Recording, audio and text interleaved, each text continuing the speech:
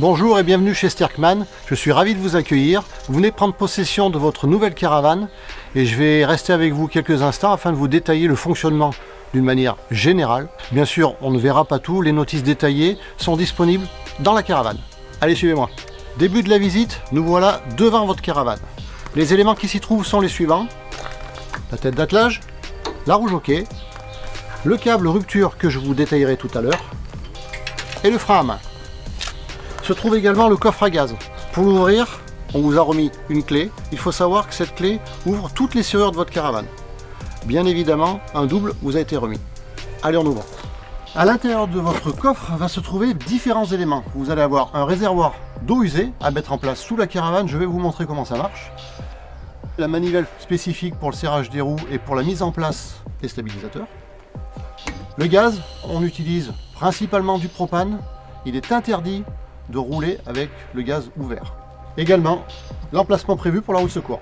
Petite astuce pour fermer l'ensemble des verrous de la caravane, vous positionnez la clé, vous tournez et vous poussez. Nos caravanes sont équipées de baies double vitrage.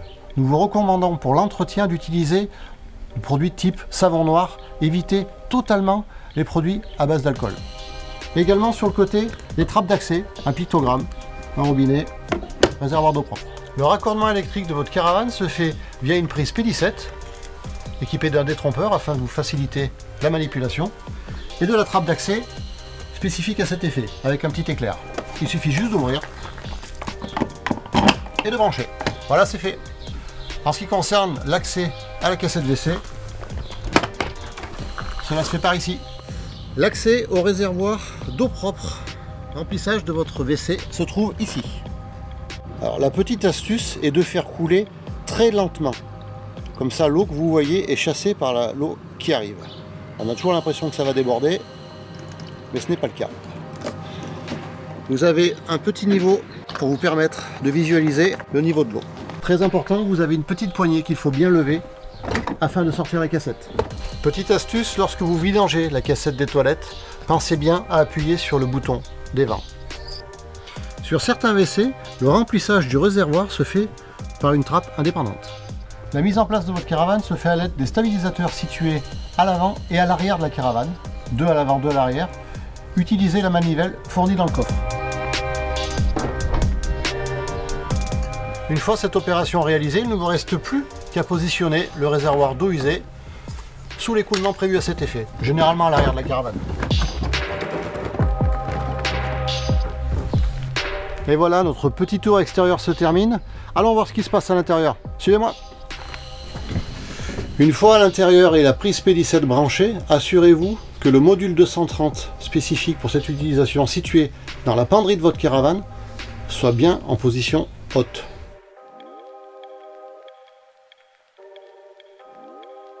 Si votre modèle est équipé d'un panneau de commande, cela fonctionne de la manière suivante. Bouton de mise en fonction, pompe à eau, lampe d'auvent, chauffage au sol en option, chauffe-eau, les températures, in pour intérieur, out pour extérieur, tension de la batterie, le petit pictogramme de la caravane, ça c'est si vous avez une batterie auxiliaire, et batterie de la voiture. Également, vous avez le niveau d'affichage du réservoir d'eau propre. Tout comme l'électricité, les équipements fonctionnant au gaz disposent de leur propre vanne de sécurité, généralement située non loin de l'équipement. Pour la mise en fonction, il vous suffit simplement de tourner le bouton rotatif du gaz, sélectionner et appuyer directement sur le piezo électrique. Dans le cas où votre plaque cuisson n'est pas équipée d'un piezo électrique, vous pouvez utiliser également ce type d'appareil. Bien évidemment, votre plaque est équipée d'un système de sécurité. Si jamais la flamme venait à se couper, le gaz se coupe également automatiquement. La mise en fonction de votre chauffage se fait via ce bouton. Il suffit de tourner le thermostat au maximum et d'appuyer jusqu'à ce que vous entendiez le piezo.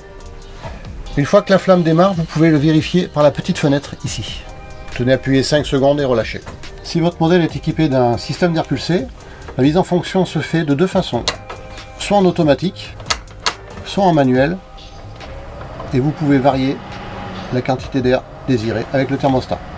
Ce modèle est équipé d'un frigo 150 litres fonctionnant en 12 volts Pour procéder à l'ouverture, on tourne le verrou, on tire. La mise en fonction se fait via le petit bouton rotatif placé sur le côté. Et lorsque vous fermez, petite astuce, écoutez bien le bruit. Certains modèles de caravane sont équipés de frigos Trimix dits à absorption. Comprenez par là fonctionnement aux 3 énergies, 230 volts, 12 volts et gaz.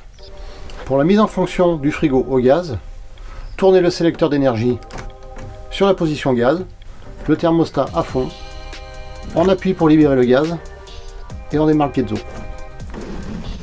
Une fois cette opération effectuée, le voyant vert apparaîtra complètement. Pour la mise en eau de votre chauffe-eau, 4 étapes indispensables. La première, que le réservoir d'eau soit rempli. La deuxième, pensez à bien vérifier que les 2 soupapes de vidange soient correctement fermées. La troisième, on procède au vide d'air des tuyaux. Pour cela, on ouvre les robinets position eau chaude. Et la dernière étape est la mise sous tension de l'appareil, soit par le panneau de commande, soit par le bouton situé non loin du chauffe-eau. Les lanterneaux sont équipés d'un système de sécurité afin d'assurer le verrouillage lors du roulage. 2 points essentiels concernant votre caravane. Celle-ci bénéficie d'une garantie étanchéité 7 ans, conditionnée par des visites d'entretien obligatoires et annuelles à faire chez votre distributeur agréé. Dernier point, si vous voulez utiliser votre caravane longtemps, pensez à bien respecter les préconisations ou conditions d'hivernage. Celles-ci sont détaillées dans votre carnet d'entretien. Vous voilà sur le départ, il ne reste plus que quelques étapes pour accrocher votre caravane. Étape première, le câble de sécurité. On le passe bien derrière le col de cygne et on n'a plus qu'à raccorder la tête d'attelage. Petite précision, derrière la poignée vous avez 2 loquets, un petit loquet vert, un petit loquet rouge. Si vous voyez du vert, c'est que la tête est en bonne position. Il ne vous reste plus qu'à fermer la tête. Vous voilà sur le départ. 4 derniers points. 1. On vérifie le faisceau signalisation. 2.